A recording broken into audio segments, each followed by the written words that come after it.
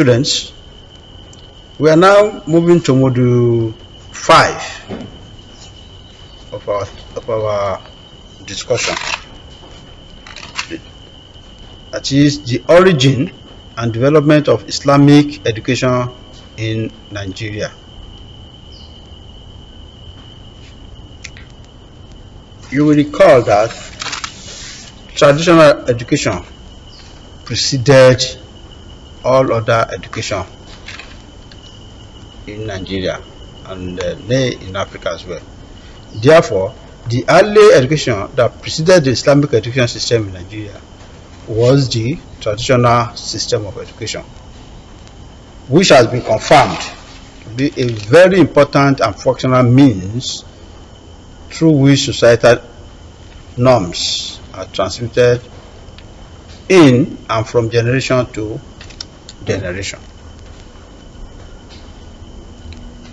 This issue of Islamic education in Nigeria is not complete without looking back to the impacts it had made on the world at large. As a matter of fact, Islamic education system started with the first Quranic revelation to the Prophet of Islam, Muhammad, SAW. And the first 5 verses of the Quran confirm this. If you look at the first 5 verses of the Quran, because there with the pursuit and course of knowledge, which signify that religion is solidly rooted in the pursuit of knowledge. Go and look at the first 5 verses of the Quran. Those of us that are Muslims and those of us that are not Muslims, you can as well Google it and look at it. First 5 verses of the Quran. You know, the verses illuminated the world, which was entirely being in darkness and suffering from the problem of ignorance.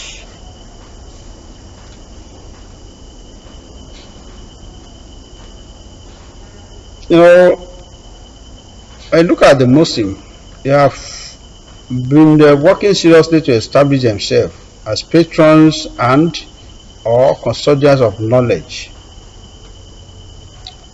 For example, the achievements in the field of architecture, history, medicine, philosophy, and other branches of liberal and natural sciences were credited to the period of the reign of the Umayyad and Abbasid dynasties, who ruled in the 3rd century after the Hijrah. Also, the scientific and technological breakthroughs of the modern world was said to have owed a lot to the researches conducted by great scholars of Islam.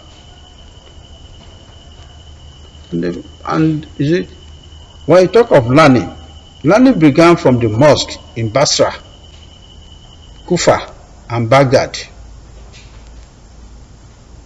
and somewhere else in Europe, particularly Cordova, which made religious center turned or developed to full-fledged centers of higher learning and universities, from where a great number of Muslims scholars emerged.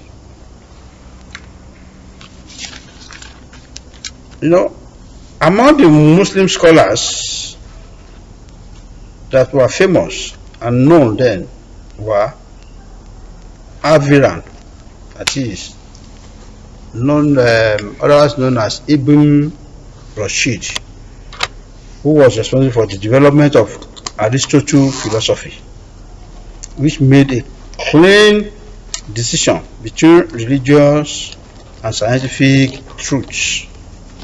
His achievements in the world of philosophical discourse paved the way for the liberation of scientific research from the theological dogmatism that was prevalent in churches and mosques.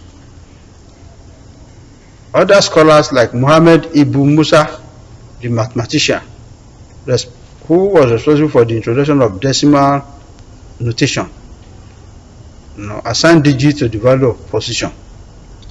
We also have Avicenna, known as Ibn Sina, the physician, and other Arab scholars.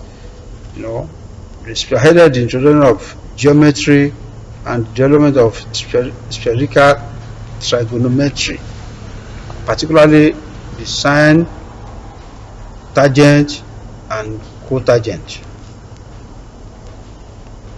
In the field of physics, the Muslim Arabs discovered pendulum, and they were able to advance the world's knowledge of optics. They dominated the field of astronomical instruments, which are still in use till today. The angle of the ecliptic, the precision of the equinoxes, worked out by the Arab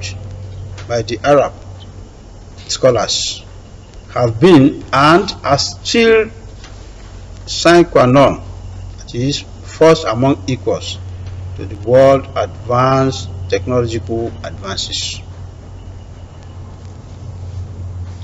The Arab Muslims discovered such substances as potash. They discovered potash, silver, nutrient, corrosive sublimate, and nitric and sulfuric acid.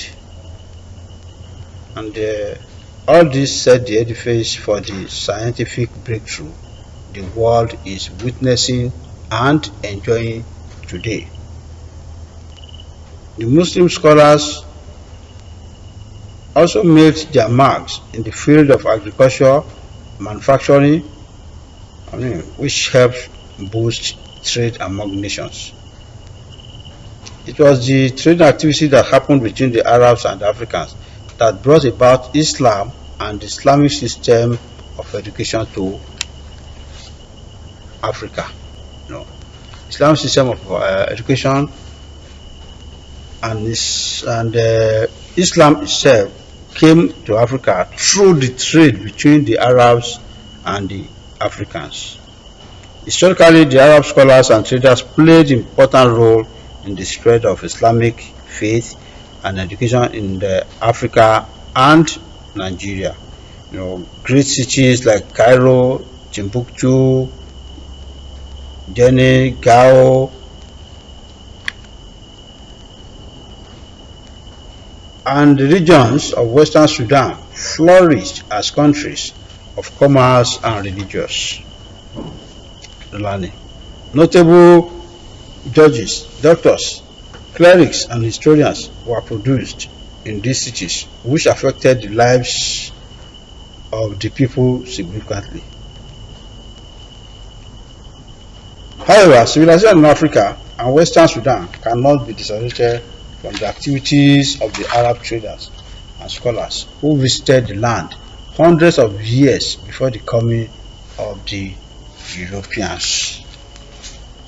And that is the development of Islamic education, the origin and development of Islamic education in Nigeria. So, Islamic education and Islam itself came to Nigeria through the trade between the Arabs and the African or Nigerian people. Thank you. God bless you. I will now advise that you look at current issues in Nigeria education. Read current issues in Nigeria education, which is the last topic. There you will look at the problems facing the educational system in Nigeria and read that. Problem like lack of proper implementation of good educational policy, lack of adequate funding. Those are the problems that are facing educational system in Nigeria, and many other problems. So go and read that on your own, with the students. Thank you. With that, we have come to the end of the course PDE 5101. Thank you. God bless you.